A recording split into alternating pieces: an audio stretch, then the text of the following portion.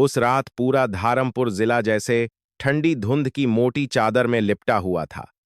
सुनसान inter district road पर कभी कभार किसी ट्रक की हेडलाइट चमकती और फिर अंधेरे में गुम हो जाती।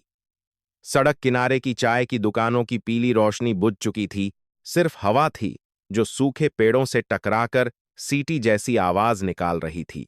ठीक उसी वक्त जब घड़ी की सुई रात के लगभग 11 बजने का इशारा कर रही थी, जिला कंट्रोल रूम की हॉटलाइन पर एक लंबी बीप गूंजी। उसके बाद फोन के उस पार से एक आदमी की आवाज आई, टूटी फूटी, कांपती हुई, जैसे बोलते बोलते उसका गला किसी ने कस दिया हो। हेलो, कोई है? साहब, मेरी मदद कीजिए, मुझे लूट लिया गया है, मैं तो जिंदा लाश बन गया हूं। ड्यूटी ऑफिसर ने कुर्सी सीधी की, कलम उठाई और शांत आवाज में बोला, शांत हो जाइए, आप जिला कंट्रोल रूम से बात कर रहे हैं, अपना नाम और पूरी बात बताइए। लेकिन सामने वाला जैसे खुद को संभाल ही नहीं पा रहा था। मैं महेश लाल हूं, बढ़ई का काम करता हूं, चांदीपुर गांव से। साहब, मैं दवा लेने जा रहा था, मेरी पत्नी बहुत बीमार है। आपकी पत्नी की हालत कैसी है? ऑफिसर ने तुरंत पूछा। बहुत खराब, तेज बुखार। डॉक्टर ने कहा था कि सुंदरपुर जाकर दवा लानी पड़ेगी। साहब, मैंने 6,200 रुपये जुटाए थे, पूरे 6,200, महीनों की कमाई, उधार, सब कुछ। रुपये की रकम बोलते वक्त महेश की आवाज और भी भारी हो गई, क्योंकि वो पैसे सिर्फ नोट नहीं थे, वो उसकी पत्नी की सांसों से जुड़े थे। ऑफिसर ने सवाल किया, किसने रोका आपको? कहाँ? भैरव घाट, वही पक्की सड़क का मोड़, इंटर डिस्ट्रिक्ट रोड पर, जहां पुलिस की चेक पोस्ट है। नया दरोगा बैठा है वहां। नाम, लोग उसे रघुनाथ तोमर कहते हैं। नाम लेते ही महेश की आवाज एक पल को रुक गई, जैसे डर उसे निगल जाएगा। उसने क्या किया? उसने मेरी गाड़ी रोकी, बोला, कागज दिखाओ। मैंने सारे कागज दे दिए। फिर बोला, कागज अपनी जगह है, लेकिन इस रास्ते से गुजरने का टैक्स अलग लगता है।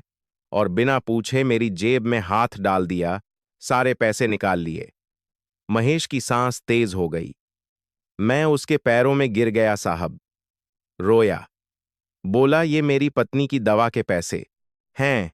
उसने मुझे धक्का देकर सड़क पर गिरा दिया, हंसते हुए बोला, यहां से जाना है तो यही नियम है। कंट्रोल रूम में बैठे ऑफिसर की उंगलियां कलम को कसकर पकड़ चुकी थीं। क्या वहां कोई और था? कोई गवाह? साहब, पैसे तो बस एक हिस्सा है। वो दरोगा, वो औरतों को गंदी नजर से देखता है। जो भी औरत उस रास्ते से जाती है, उस पर फप्तियां कसता है, रोकता है। कुछ लड़कियों को तो हाथ भी लगाया है। गांव वाले सब जानते हैं, लेकिन कोई बोलता नहीं, क्योंकि वो वर्दी में है, उसके पास बंदूक है। जो आवाज उठाए, अगली सुबह थाने बुला लिया जाता है। महेश की आवाज टूट गई। अगर मैं दोबारा वहां गया तो वो मुझे मार डालेगा साहब। ऑफिसर ने गहरी सांस ली। महेश, ध्यान से सुनिए, आप अभी कहाँ हैं? चेक पोस्ट से थोड़ी दूर, नहर के पास, झाड़ियों में छिपा हूं। डर लग रहा है। आप तुरंत घर जाइए, अपनी पत्नी के पास रहिए, दरवाजा बंद रखिए। आपने सही जगह फोन किया है। मैं वादा तो नहीं करता, लेकिन इतना जरूर कहता हूं कि आपकी बात यूं ही दबा दी नहीं जाएगी। फोन कट गया। कंट्रोल रूम में सिर्फ पंखे की चरमराहट रह गई। ऑफिसर ने कागज पर लिखा, भैरव घाट, दरोगा रघुनाथ तोमर, 6,200, जबरन वसूली, महिलाओं से बदसलूकी। ये शब्द कागज पर नहीं, जैसे उसके दिमाग पर जलकर चिपक गए थे। वो जानता था, अगर ये मामला यूं ही ऊपर ऊपर निपटा दिया गया तो महेश जैसे लोग हर रात और टूटेंगे। उसने बिना देर किए फाइल उठाई और अंदर वाले कमरे की ओर बढ़ा, जहां अभी भी रोशनी जल रही थी। दरवाजा खटखटाया। अंदर से एक महिला की शांत लेकिन दृढ़ आवाज आई, आइए। कमरे में एक महिला बैठी थी, साधारण ऑफिस कपड़ों में, बाल सलीके से बंधे हुए, चेहरे पर दिन भर की थकान, लेकिन आंखों में पूरी सजगता। ऑफिसर ने संक्षेप में सारी बात रखी। चांदीपुर, महेश, पैसे, भैरव घाट की चेकपोस्ट, नया दरोगा। जैसे ही उसने पैसे छीन लिए कहा, महिला की उंगलियां रुक गईं।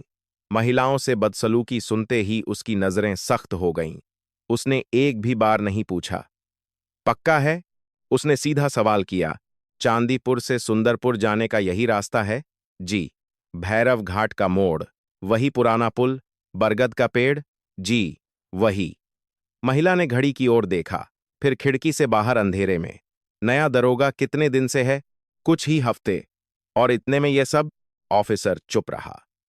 महिला ने धीरे कहा, इसका मतलब है कि उसे भरोसा है कि उसे कोई छू नहीं सकता। ऑफिसर ने कहा, अगर हम अभी फोर्स भेजें तो? महिला ने सिर हिलाया। नहीं, खबर पहुंच जाएगी, वो सब साफ कर देगा। मुझे देखना है कि आम आदमी वहां क्या देखता है, लेकिन अकेले जाना खतरनाक है। महिला ने फोन साइलेंट किया, जैसे अपनी पहचान वहीं छोड़ रही हो।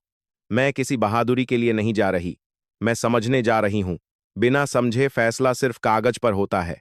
ऑफिसर ने फिर कहा, कम से कम एस्कॉर्ट?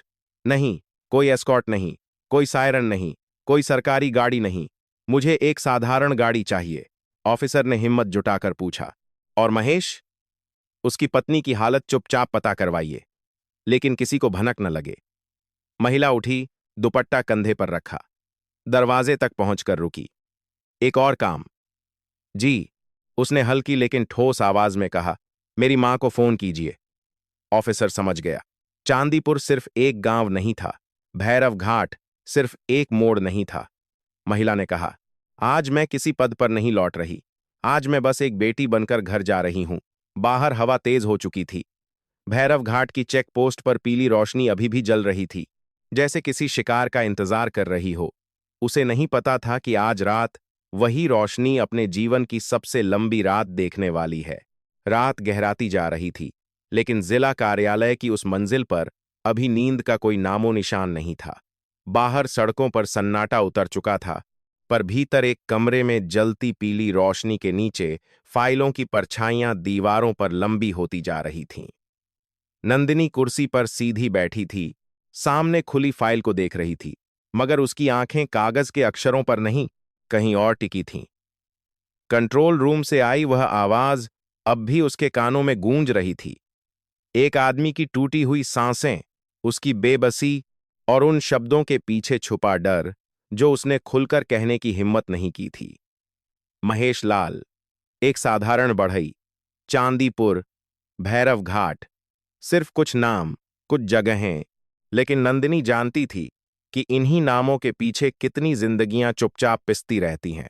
उसने फाइल बंद की, कुर्सी से उठी और खिड़की के पास चली गई। बाहर अंधेरे में दूर तक फैली सड़क दिख रही थी, जिस पर कभी कभार किसी वाहन की हेडलाइट एक लकीर की तरह खिंच जाती और फिर गायब हो जाती। नंदिनी ने सोचा, उन हेडलाइट्स में से कितनी गाड़ियां भैरव घाट से गुजरती होंगी और उनमें बैठी कितनी औरतें अनजाने में किसी डर को अपने साथ ढोती होंगी। उसने हल्के से आंखें बंद कीं। उसे याद आया कि बहुत साल पहले, जब वह खुद बहुत छोटी थी, उसकी मां ने भी एक बार किसी रास्ते से लौटने में देर कर दी थी। तब किसी ने बस इतना कहा था, उस रास्ते पर मत जाया करो, वहां लोग ठीक नहीं हैं।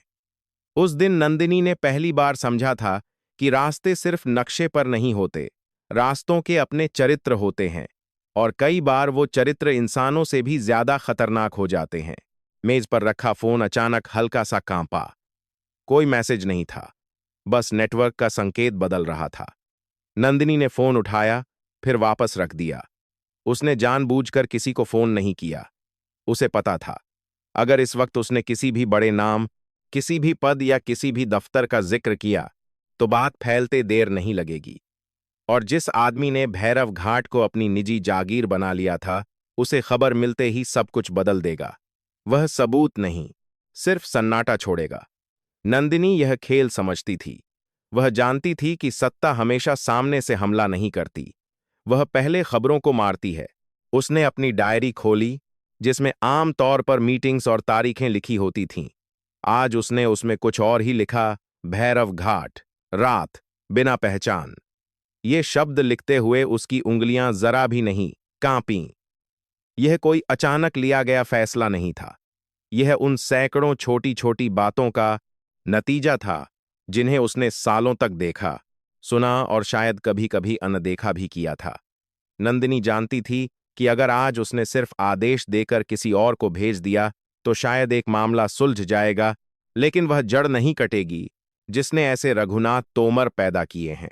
कमरे में लगे आईने में उसने खुद को देखा। साधारण कपड़े, बिना किसी चमक दमक के। बाहर से देखने वाला कोई भी यह नहीं कह सकता था कि इस चेहरे के पीछे कितनी जिम्मेदारियां छुपी हैं। नंदिनी ने दुपट्टा उठाया, कंधों पर ठीक से जमाया और मन ही मन तय किया कि आज वह किसी पद पर नहीं, किसी पहचान पर नहीं, सिर्फ अपने अनुभव पर भरोसा करेगी। उसे यह देखना था कि जब एक औरत अकेली होती है, जब उसके पास कोई ताकत नहीं होती, तब सिस्टम उसके साथ कैसा व्यवहार करता है। उसने धीरे से दरवाजा खोला और बाहर निकल आई। गलियारे में सन्नाटा था, बस चौकीदार की धीमी चाल की आवाज कहीं दूर से आ रही थी। उसने चौकीदार को देखा, सिर हिलाकर अभिवादन किया, जैसे रोज करती थी। कोई सवाल नहीं, कोई शक नहीं। यही वह साधारणपण था जिसके पीछे वह सच्चाई छुपाना चाहती थी। बाहर पार्किंग में खड़ी सरकारी गाड़ियों की कतार को उसने देखा, फिर नजरें फेर लीं। वे गाड़ियां आज उसके किसी काम की नहीं थीं। उसे उन गाड़ियों की जरूरत थी जो किसी को डराए नहीं, किसी को चौंकाए नहीं। फोन फिर से उसके हाथ में आया। इस बार उसने एक नंबर डायल किया जो उसने बरसों से अपने दिल में संभाल कर रखा था। घंटी 2 बार बजी और फिर उधर से एक जानी पहचानी आवाज आई, थोड़ी थकी हुई लेकिन उतनी ही स्नेहिल। कौन? मैं, नंदिनी। एक पल की खामोशी, फिर आवाज भर्रा गई। अरे बिटिया, इस वक्त सब ठीक तो है? नंदिनी ने हल्की मुस्कान के साथ कहा।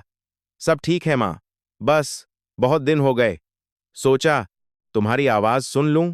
उधर से एक गहरी सांस आई। तू हमेशा ऐसे ही कहती है, कब आएगी घर? नंदिनी ने खिड़की से बाहर अंधेरे को देखते हुए कहा। आज ही, अगर देर हो जाए तो डरना मत। रात में? मां की आवाज में चिंता साफ थी। हां मां, बस थोड़ा काम है रास्ते में। वो भैरव घाट वाला रास्ता मत लेना, मां ने बिना भूमिका के कह दिया, जैसे यह चेतावनी वह बरसों से देती आ रही हो। नंदिनी की उंगलियां फोन पर थोड़ी कस गईं। क्यों मां? वहां अब हालात ठीक नहीं है। लोग कहते हैं, नया पुलिस वाला ठीक आदमी नहीं है। नंदिनी ने कुछ नहीं कहा। उसने मां की हर बात को ध्यान से सुना, जैसे यह सिर्फ चिंता नहीं बल्कि आने वाले तूफान की भूमिका हो। ठीक है मां, उसने आखिर में कहा, मैं संभल कर आऊंगी। फोन कट गया। नंदिनी कुछ पल वहीं खड़ी रही। उसे लगा जैसे उसने मां को फोन नहीं किया, बल्कि खुद को याद दिलाया है कि वह इस रास्ते पर अकेली नहीं है। उसने पार्किंग के कोने में खड़ी एक पुरानी सी गाड़ी की ओर कदम बढ़ाए, जो आम तौर पर फील्ड स्टाफर इस्तेमाल करता था। न कोई लाल बत्ती, न कोई सायरन, बस एक साधारण सी गाड़ी, जैसी सैकड़ों लोग रोज चलाते हैं। ड्राइवर को उसने साफ निर्देश दिए, किसी से बात नहीं करनी है, कोई जल्दी नहीं है, बस सामान्य रफ्तार। ड्राइवर ने हैरानी से उसकी ओर देखा, फिर सिर हिलाया। उसने सवाल नहीं किया। शायद उसने समझ लिया था कि आज सवाल पूछने का दिन नहीं है। गाड़ी धीरे धीरे मुख्य सड़क से निकलकर इंटर डिस्ट्रिक्ट रोड की ओर बढ़ चली।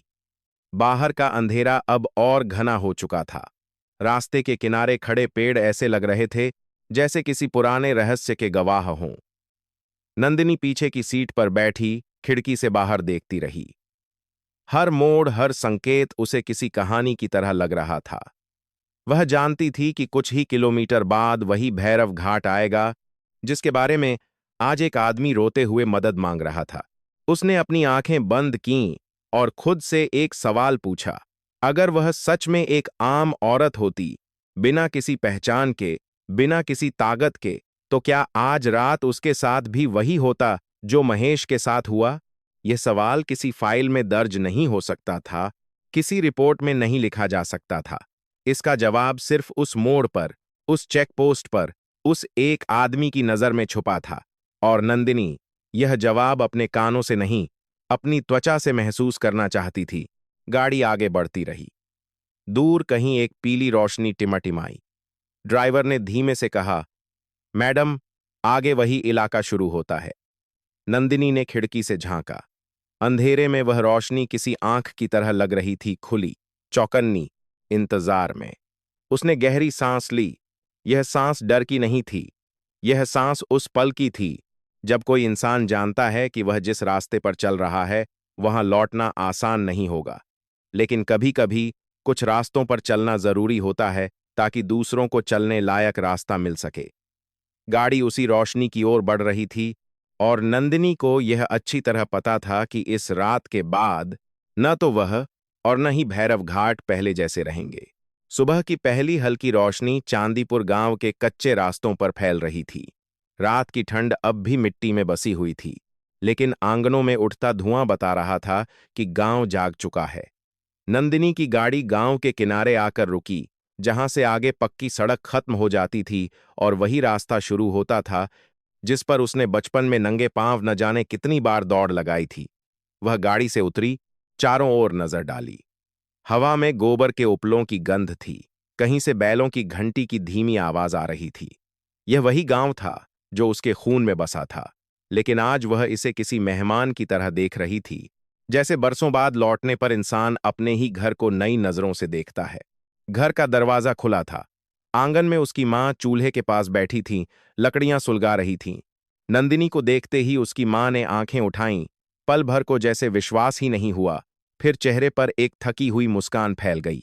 आ गई, उसने बस इतना कहा, जैसे रोज का आना जाना हो। नंदिनी ने आगे बढ़कर मां के पैर छुए। मां ने उसे खींचकर सीने से लगा लिया।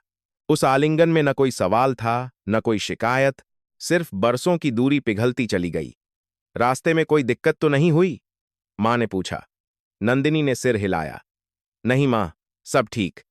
यह आधा सच था और आधा वह सच जिसे वह अभी कहना नहीं चाहती थी। कुछ देर बाद दोनों आंगन में बैठीं। मां ने चाय बनाई, मिट्टी के कपों में। नंदिनी ने चाय की भाप को उठते देखा और सोचा, कितनी छोटी छोटी चीजें हैं जिनमें इंसान की पूरी दुनिया सिमट जाती है। मां ने बातों बातों में बताया कि इस साल फसल ठीक रही है, लेकिन मेहनत बढ़ गई है। शहर के लोग समझते नहीं बिटिया, मां बोली। यहां हर दाने के पीछे पसीना लगता है। नंदिनी चुपचाप सुनती रही। उसे पता था, यह बातचीत सिर्फ फसल की नहीं है, यह उस जीवन की है जिसे वह बहुत पीछे छोड़ आई थी। दोपहर चढ़ने लगी तो मां ने कहा, चल, खेत से आलू निकाल लें, शाम तक बाजार पहुंचा देंगे। नंदिनी ने बिना कुछ कहे सिर हिलाया। वह मां के साथ खेत की ओर चल पड़ी।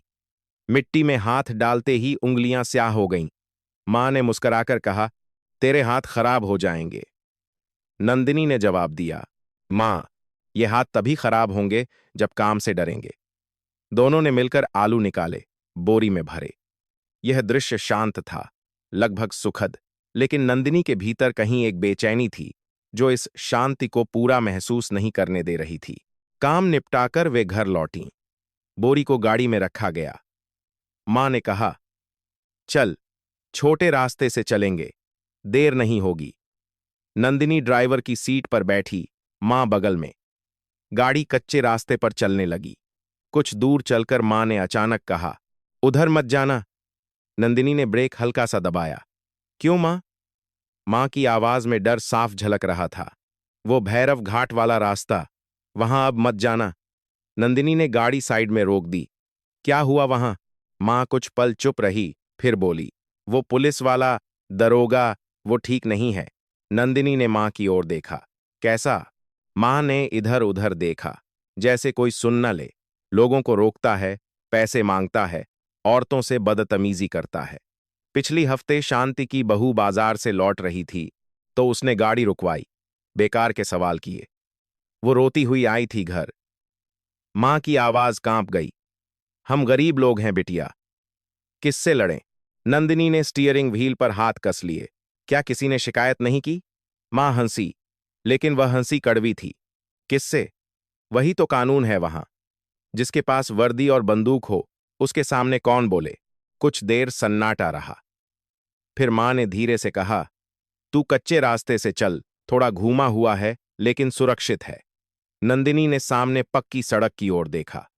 वही सड़क जो भैरव घाट से होकर जाती थी। वही सड़क जिसके बारे में कल रात एक आदमी रोते हुए बोल रहा था। उसने गाड़ी स्टार्ट की, लेकिन मोड़ नहीं लिया। मां, उसने शांत आवाज में कहा, अगर हम हर बार डरकर रास्ता बदल लेंगे तो वो रास्ता कभी साफ नहीं होगा। मां ने उसकी ओर देखा। तू नहीं समझती बिटिया। नंदिनी ने मां की आंखों में देखा और कहा, मैं समझती हूं, इसीलिए तो आज वहां जाना जरूरी है। मां कुछ कहना चाहती थी, लेकिन शब्द गले में अटक गए। गाड़ी आगे बढ़ने लगी, भैरव घाट की ओर। रास्ता धीरे धीरे सुनसान होता गया। दोनों तरफ पेड़ घने होते चले गए। हवा में अजीब सी भारीपन था। मां ने अपनी चुनरी कसकर पकड़ ली। मैंने कहा था ना। उसकी आवाज लगभग फुसफुसाहट थी। नंदिनी ने जवाब नहीं दिया। वह जानती थी, अब पीछे लौटना सिर्फ डर को और मजबूत करना होगा। कुछ ही देर में दूर से एक पीली रोशनी दिखाई देने लगी। मां ने कांपते हुए कहा, वही है। नंदिनी ने सिर हिलाया। गाड़ी धीरे हुई। जैसे जैसे वे पास आ रही थीं, रोशनी के नीचे एक चेक पोस्ट साफ दिखने लगा। एक लकड़ी का बैरियर, एक पुरानी मेज और पास खड़ी पुलिस जीप। दो सिपाही इधर उधर टहल रहे थे। बीच में खड़ा था वह आदमी जिसके बारे में पूरे गांव में खामोशी फैली हुई थी, दरोगा रघुनाथ तोमर। उसकी चाल में अकड़ थी, जैसे यह सड़क उसकी निजी संपत्ति हो। नंदिनी ने उसे पहली बार देखा और तुरंत समझ गई कि डर क्यों फैलता है। उसकी नजरें तेज थीं, लेकिन उनमें कानून की ठंडक नहीं, शिकार की गर्मी थी। दरोगा ने हाथ उठाकर गाड़ी रोकने का इशारा किया। नंदिनी ने गाड़ी रोक दी। कहां से आ रही हो? उसकी आवाज में आदेश था। गांव से, नंदिनी ने सामान्य लहजे में कहा। कहां जाना है? बाजार। दरोगा ने गाड़ी के अंदर झांका, मां पर नजर टिकाई, फिर नंदिनी पर। उसकी आंखों में एक पल के लिए वह चमक आई जो सभ्य नहीं थी। क्या है पीछे? आलू?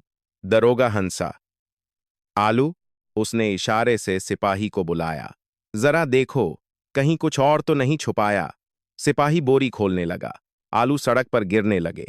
मां ने घबराकर कहा, अरे बेटा, संभाल कर। दरोगा ने उसे घूरा। चुप रहे। तुझसे पूछा क्या? नंदिनी का दिल जोर से धड़का, लेकिन उसने खुद को रोके रखा। आप ऐसा नहीं कर सकते, उसने कहा। दरोगा ने उसकी ओर देखा, जैसे कोई जानवर शिकार की आवाज सुनकर रुकता है। मुझे कानून मत सिखा, उसने कहा। इस सड़क का कानून मैं हूं। उसने हाथ आगे बढ़ाया। पैसे निकालो। नंदिनी ने उसकी आंखों में देखते हुए कहा, मैं 1 रुपया भी नहीं दूंगी। यह सुनते ही दरोगा का चेहरा बदल गया। उसकी हंसी गायब हो गई। अकड़ दिखा रही है? उसने कदम आगे बढ़ाया। मां कांपने लगी। बेटी, नंदिनी ने मां का हाथ पकड़ लिया। डरो मत। दरोगा ने सिपाहियों को देखा। इन दोनों को जीप में डालो, थाने चलेंगे। मां की चीख निकल गई। हमने क्या किया? दरोगा ने ठंडी आवाज में कहा, बहुत किया। कानून से सवाल किया। सिपाही आगे बढ़े। नंदिनी ने विरोध किया, आप हमें हाथ नहीं लगा सकते। दरोगा हंसा। यहां जो मैं कहूं वही कानून है। कुछ ही पलों में सब कुछ उलट पुलट हो गया। आलू सड़क पर बिखरे पड़े थे। मां को लगभग घसीटते हुए जीप की ओर ले जाया गया। नंदिनी ने आखिरी बार सड़क की ओर देखा, जैसे उस मोड़ को याद कर रही हो। जीप का दरवाजा बंद हुआ। इंजन गरजा। भैरव घाट की वही पीली रोशनी, जो दूर से सिर्फ एक चेक पोस्ट लगती थी, अब एक फंदे की तरह लग रही थी, जिसमें एक और कहानी फंस चुकी थी। और इस बार वह कहानी यहीं खत्म नहीं होने वाली थी। जीप की रफ्तार तेज होती चली जा रही थी। भैरव घाट की पीली रोशनी पीछे छूट चुकी थी, लेकिन उसका असर नंदिनी के भीतर और गहरा हो गया था। लोहे की बॉडी से टकराती हवा की आवाज, सायरन की हल्की खनक और इंजन की गुर्राहट सब मिलकर एक ऐसा शोर बना रहे थे जो मां की कांपती सांसों से भी ज्यादा डरावना लग रहा था। मां सीट के किनारे सिमट कर बैठी थी। उंगलियां चुनरी को इस तरह मरोड़ रही थीं जैसे उसी में कोई सहारा ढूंढ रही हो। बेटी। उसकी आवाज इतनी धीमी थी कि शायद सिर्फ नंदिनी ही सुन सकती थी। कुछ नहीं होगा मां, नंदिनी ने कहा, लेकिन यह दिलासा देने से ज्यादा खुद को संभालने की कोशिश थी। जीप के सामने बैठे सिपाही आपस में धीमी आवाज में हंस रहे थे। ड्राइवर ने शीशे से पीछे झांका, फिर आंखें फेर लीं, जैसे उसने पहले ही तय कर लिया हो कि वह जो देख रहा है वह देख ही नहीं रहा। दरोगा रघुनाथ तोमर पीछे की ओर मुड़ा। उसकी आंखों में एक अजीब सी संतुष्टि थी, जैसे उसने कोई लड़ाई जीत ली हो। बड़ी बहादुर बन रही थी, उसने नंदिनी से कहा। अब थाने पहुंचकर समझ आएगा। नंदिनी ने उसकी ओर देखा, बिना किसी डर के। आपने कानून तोड़ा है, उसने शांत स्वर में कहा। दरोगा हंसा। कानून। उसकी हंसी में तिरस्कार था। यहां रात में कानून सो जाता है। थाना ज्यादा दूर नहीं था। एक पुरानी इमारत जिसके बाहर एक बुझती हुई ट्यूबलाइट झूल रही थी। जीप रुकी। दरवाजा खुला और ठंडी हवा अंदर घुस आई। मां ने कांपते हुए कदम नीचे रखे। चलो, एक सिपाही ने रुखाई से कहा। नंदिनी ने मां का हाथ थामा। थाने के भीतर का माहौल और भी भारी था। दीवारों पर पुराने पोस्टर, एक कोने में फटी हुई बेंच और बीच में एक मेज जिस पर फाइलों का ढेर ऐसे पड़ा था जैसे बरसों से किसी ने उन्हें छुआ ही ना हो। दरोगा कुर्सी पर बैठ गया, जैसे यह जगह उसकी निजी अदालत हो। नाम? उसने पूछा। नंदिनी, उसने जवाब दिया। पूरा नाम? नंदिनी। दरोगा ने आंखें सिकोड़ लीं। बहुत अकड़ है, उसने कहा। और यह बुजुर्ग औरत? मेरी मां। अच्छा। दरोगा ने सिर हिलाया।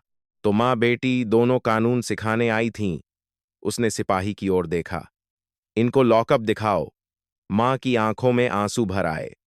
बेटी, मैंने कहा था। नंदिनी ने मां को अपनी ओर खींचा। डरो मत। लॉकअप की सलाखें ठंडी थीं। अंदर अंधेरा और नमी थी। दरवाजा बंद होते ही एक धातु की आवाज गूंजी जो मां के दिल तक उतर गई। अब क्या होगा? मां ने फुसफुसाकर पूछा। अब सच सामने आएगा, नंदिनी ने कहा। बाहर दरोगा की आवाज सुनाई दी। खूब आराम से रहो, सुबह तक दिमाग ठिकाने आ जाएगा। उसकी आवाज में छुपा संकेत मां समझ गई। बेटी, ये लोग हमें छोड़ेंगे नहीं, उसने डरते हुए कहा। मां, नंदिनी ने धीरे से कहा, जो गलत होते हैं वही डराते हैं। कुछ देर बाद दरोगा फिर आया। हाथ में चाय का कप, चेहरे पर बनावटी मुस्कान। सोच लिया? उसने पूछा। अगर अभी माफी मांग लो, जुर्माना भर दो, तो बात यहीं खत्म हो सकती है। नंदिनी ने उसकी आंखों में देखा। और अगर मैं माफी न मांगूं? दरोगा का चेहरा सख्त हो गया। तो रात लंबी है। मां से सकने लगी। भगवान के लिए। दरोगा ने उसकी ओर देखा। चुप। उसने फिर नंदिनी की ओर मुड़कर कहा, तुम्हें क्या लगता है कोई आएगा तुम्हें बचाने? नंदिनी ने जवाब नहीं दिया। उसकी खामोशी ने दरोगा को और चिढ़ा दिया। समय धीरे धीरे बीत रहा था। बाहर कुत्तों के भौंकने की आवाज आ रही थी। लॉकअप में बैठे बैठे मां की पीठ दर्द करने लगी। नंदिनी ने उन्हें सहारा दिया। सब्र रखो, उसने कहा। दरोगा बाहर कुर्सी पर बैठा सिगरेट पी रहा था। हर कश के साथ वो जैसे अपने अहंकार को और हवा दे रहा था। सुबह कोर्ट में पेशी होगी, उसने जोर से कहा, ताकि अंदर तक सुनाई दे। जज से कह देना कि दरोगा ने बहुत खातिरदारी की। सिपाही हंस पड़े। मां ने धीरे से पूछा, तू डरती नहीं? नंदिनी ने सिर हिलाया। डर तो लगता है मां, लेकिन उससे बड़ा डर यह है कि अगर हम चुप रहे तो ये लोग और मजबूत हो जाएंगे। मां ने उसकी ओर देखा, जैसे पहली बार उसे पूरी तरह समझ रही हो। उस पल में लॉकअप की सलाखें सिर्फ लोहे की नहीं थीं, वे उस डर की प्रतीक थीं जिसने बरसों से गांव वालों को कैद कर रखा था। रात और गहरी हो गई। दरोगा का फोन बजा। उसने देखा, फिर कॉल काट दी। अभी नहीं, वह बड़बड़ाया। कुछ देर बाद फोन फिर बजा। इस बार उसने उठाया। हां। कौन? दूसरी ओर की आवाज ने उसका चेहरा बदल दिया। जी, जी सर। वह सीधा हो गया। हां, हमारे थाने में दो औरतें हैं, हंगामा कर रही थीं, पुलिस पर हमला। वह बोल ही रहा था कि आवाज तेज हो गई। दरोगा के चेहरे से रंग उड़ गया। जी, अभी, उसने हकलाते हुए कहा। फोन कट गया। थाने में सन्नाटा छा गया। दरोगा कुछ पल खड़ा रहा, फिर तेजी से लॉकअप की ओर बढ़ा। नंदिनी ने उसकी आंखों में पहली बार डर देखा। चाबी दो, उसने सिपाही से कहा। सिपाही ने कांपते हुए चाबी थमाई। दरवाजा खुला। आप ठीक हैं? दरोगा की आवाज बदली हुई थी। नंदिनी ने कुछ नहीं कहा। आप, वह शब्द ढूंढ रहा था। आप जानते हैं आप कौन हैं? नंदिनी ने एक कदम आगे बढ़ाया। अब समझ आया? उसने शांत स्वर में पूछा। दरोगा के पैर लड़खड़ा गए। मुझे माफ कर दीजिए, वह लगभग गिरते हुए बोला। मुझे नहीं पता था। नंदिनी की आवाज सख्त हो गई। अगर मैं सच में एक साधारण औरत होती तो क्या तुम माफी मांगते? दरोगा चुप था। तुम्हारा अपराध सिर्फ मेरे साथ नहीं, नंदिनी ने कहा, तुमने हर उस औरत का अपमान किया है जिसने इस सड़क से डरते हुए गुजरना सीखा। मां बाहर आई। नंदिनी ने उन्हें थाम लिया। सब ठीक है मां। दरोगा ने सिर झुका लिया। यह वर्दी। नंदिनी ने उसकी ओर देखा। इस वर्दी का मतलब लोगों की रक्षा है, डर पैदा करना नहीं। बाहर हल्की रोशनी होने लगी थी। रात टूट रही थी। भैरव घाट की वह पीली रोशनी अब दूर कहीं फीकी पड़ चुकी थी। यह कहानी यहां खत्म नहीं हुई थी, लेकिन एक बात साफ थी, अब डर की कैद टूटने वाली थी। और यह रात सचमुच दरोगा रघुनाथ तोमर की सबसे लंबी रात बन चुकी थी। थाने के भीतर रात अब भी खत्म नहीं हुई थी, लेकिन हवा बदल चुकी थी। कुछ मिनट पहले तक जिस जगह पर रघुनाथ तोमर की हंसी गूंज रही थी, वहां अब एक अजीब सी घुटन फैल गई थी। फोन कटते ही वह वहीं खड़ा रह गया था, जैसे जमीन उसके पैरों के नीचे से खिसक गई हो। सिपाही एक दूसरे की ओर देख रहे थे, कोई कुछ बोलने की हिम्मत नहीं कर पा रहा था। जो आदमी थोड़ी देर पहले खुद को कानून समझ रहा था, अब उसी कानून के साए से कांप रहा था। नंदिनी लॉकअप से बाहर आ चुकी थी। मां उसके कंधे से लगी हुई थी, अभी भी डरी हुई, लेकिन अब उस डर में एक नई चीज शामिल हो गई थी, उलझन। बेटी, ये लोग। मां की आवाज कांप रही थी। अब कुछ नहीं करेंगे, नंदिनी ने शांत स्वर में कहा। उसका चेहरा स्थिर था, लेकिन आंखों में एक कठोरता उतर आई थी। यह कठोरता गुस्से की नहीं थी, यह उस सच्चाई की थी जो बहुत देर से दबाई गई थी। रघुनाथ ने खुद को संभालने की कोशिश की। उसने कुर्सी खींची, बैठ गया, जैसे कुछ भी नहीं हुआ हो। गलतफहमी हो गई थी, उसने बनावटी सहजता से कहा।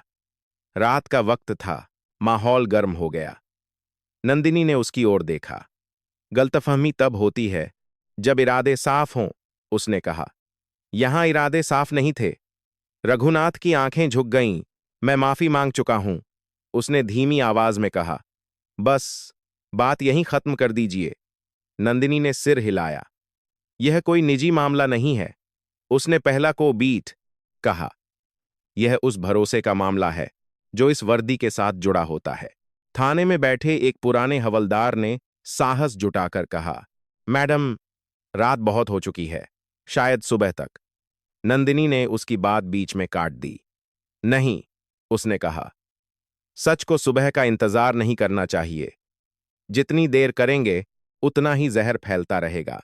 उसने रघुनाथ की ओर देखा। तुमने आज रात सिर्फ एक मां बेटी को नहीं रोका, उसने कहना जारी रखा। तुमने उस आदमी को भी रोका जो अपनी बीमार पत्नी के लिए दवा ले जा रहा था। क्या तुम्हें याद है? रघुनाथ का चेहरा सफेद पड़ गया। कौन आदमी? उसने बचने की कोशिश की। महेश लाल, नंदिनी ने बिना रुके कहा। 6,200 रुपये। भैरव घाट, कच्ची सड़क से भागता हुआ। रघुनाथ के होंठ कांपने लगे। अब बहाना बनाने की जगह नहीं बची थी। मां यह सब सुनकर चुपचाप खड़ी थी। अचानक उसने धीमी आवाज में कहा, बेटी, वो आलू। उसकी आंखों में नमी आ गई। सड़क पर बिखरे आलू, वह अपमान, वह बेबसी, सब फिर से उसकी आंखों के सामने घूम गया। नंदिनी ने मां का हाथ पकड़ा। मां, वो आलू नहीं थे, उसने कहा। वो लोगों की मेहनत थी जिसे रौंदा गया। उसने पास खड़े सिपाही की ओर देखा। जाओ, उसने आदेश दिया, भैरव घाट से वो बोरी उठवाओ और महेश लाल के घर जाकर देखो कि उसकी पत्नी की हालत कैसी है। अभी। सिपाही हड़बड़ाकर बाहर निकल गए। रघुनाथ कुछ कहना चाहता था, लेकिन आवाज गले में अटक गई। अब बैठो, नंदिनी ने कहा। और सुनो। उसने फाइल नहीं खोली, कोई कागज नहीं पढ़ा। वह सिर्फ बोलती रही, जैसे गांव की हर औरत, हर आदमी की आवाज उसके शब्दों में उतर आई हो। तुम जानते हो सबसे बड़ा अपराध क्या होता है? उसने पूछा। पैसे लेना नहीं, मारना नहीं। सबसे बड़ा अपराध है डर पैदा करना। जब एक मां अपने बच्चे से कहे कि उस रास्ते से मत जाना, जब एक औरत शाम ढलते ही घर में बंद हो जाए। तुमने यही किया है। रघुनाथ ने सिर झुका लिया। मुझे मौका दे दीजिए, उसने लगभग गिड़गिड़ाते हुए कहा। मेरे बच्चे हैं, परिवार है।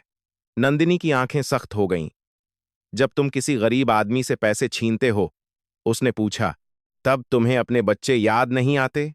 जब तुम किसी औरत की तरफ गंदी नजर डालते हो, तब तुम्हारा परिवार कहां चला जाता है? रघुनाथ चुप रहा। उसके पास कोई जवाब नहीं था। बाहर आसमान का रंग बदलने लगा था। पूरब की ओर हल्की सी नीली रेखा दिखने लगी थी।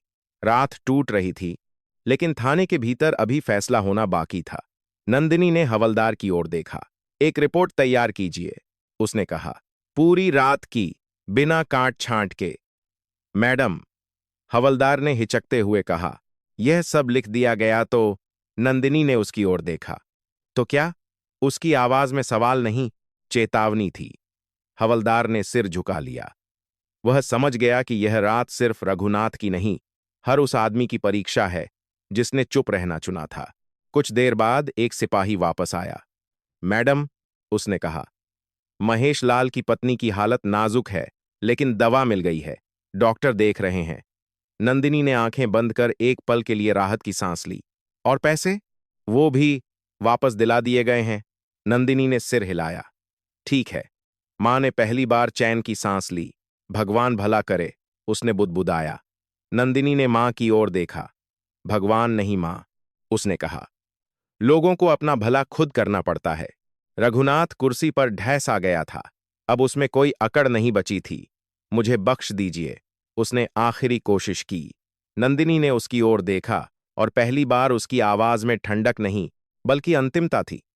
यह फैसला मेरा अकेले का नहीं होगा, उसने कहा। लेकिन इतना तय है कि जब तक जांच पूरी नहीं होती, तुम इस कुर्सी पर नहीं बैठोगे। उसने हवलदार की ओर देखा। उसे अलग कमरे में रखो। कोई संपर्क नहीं, कोई फोन नहीं। सिपाही रघुनाथ को ले गए।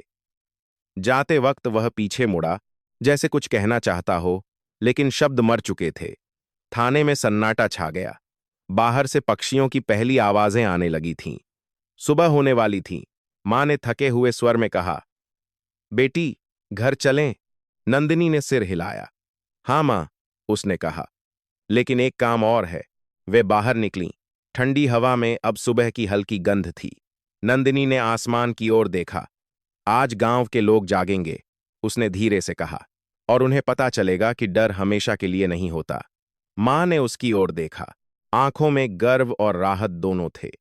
थाने की इमारत पीछे छूटती जा रही थी, लेकिन उस रात का असर आगे तक जाने वाला था। भैरव घाट की पीली रोशनी बुझने वाली थी, और उसके साथ बुझने वाला था एक आदमी का झूठा गुरूर। यह अभी अंत नहीं था, लेकिन यह वह मोड़ था जिसके बाद वापसी संभव नहीं थी।